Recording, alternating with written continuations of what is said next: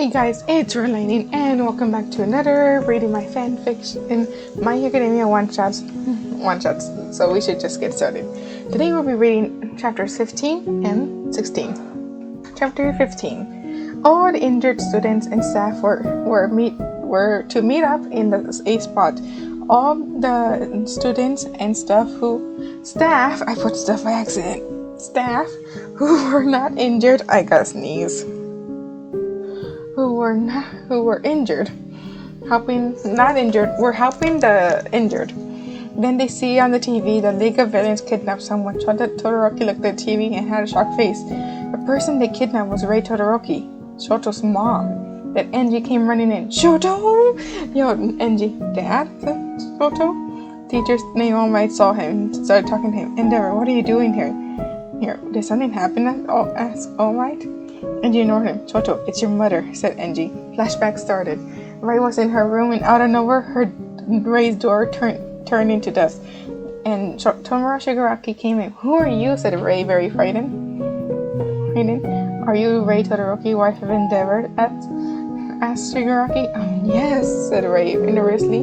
Smaller Nobu appeared. That's her. Get her, said Shigaraki. If I can do this like scratchy voice, I would. They started to walk. The Nomu grabbed Rei. They started to walk. They started walking outside. And Kurogiri was there and was about to open the portal. Then Enji came running. Rei asked Enji. Enji, said Rei. But Enji was too late. Rei, said Enji, said Rei. But Enji was too late. By the time he got to them, they went through the portal and the portal closed. Found his knees and yelled. And flashback.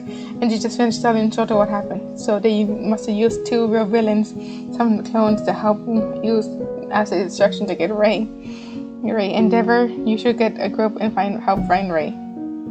That's what I'm going to do. That's why I'm here for Shoto, said Enji. Dad, we might need some of my classmates. Said, if you need the students, then I will need to come.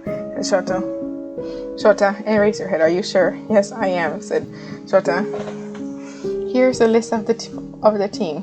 Pro heroes. Endeavor, Eraserhead, Miss Joke, Hawks, Miracle, Gran Torino, Badgum, Mountain Lady, Cameron Woods, Pavilion, Edgery-chan, and Sun Eater. Students.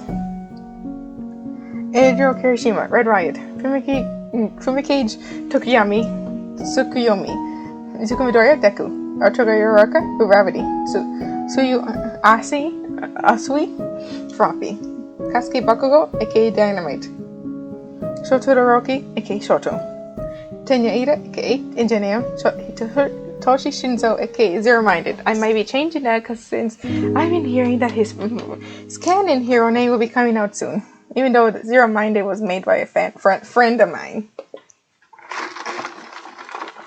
Now, let's move on to chapter 16.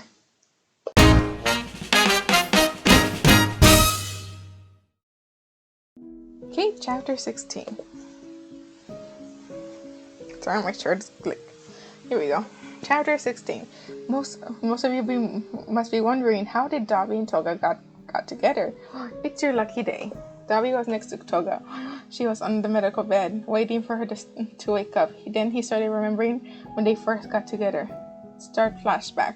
Dabi and Toga were walking together in disguise to the store. They needed to restock supplies, mostly for Toga. Us girls will understand. I think, never mind. They just left the store with the supplies. Then Toga saw two people. Dabi saw her looking at them. Toga is something the matter? asked Dabi.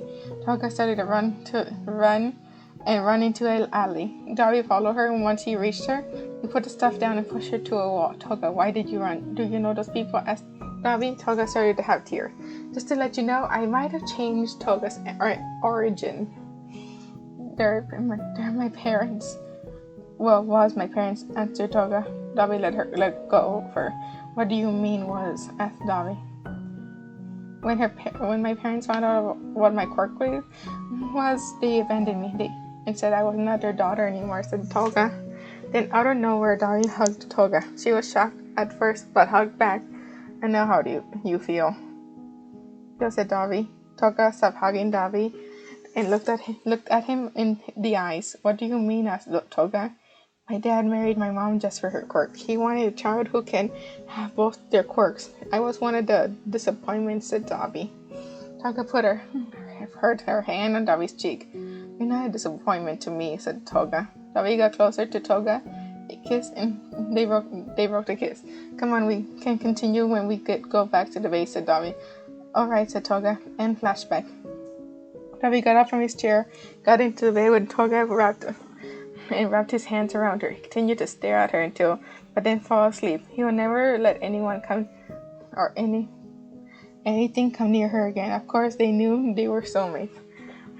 While he slept, he started to remember when they revealed their feelings for each other. Himiko Toga was in her apartment. I forgot to put flashback. I guess. I don't know. And couldn't sleep. She couldn't stop thinking about Dobby. He kissed her, but why? Why did he tell her about part of his past? She decided to get out her pajamas and put on some clothes. And she knew where Dobby's apartment was. She began to walk into it. But Toga didn't know that Dobby was also awake. "Why did I kiss her? Why do I feel this way when I see her?" asked Dobby. Dobby asked himself in his head. He was in the kitchen. Then he heard a knock on the door. He went to open it, and he was shocked to see Toga.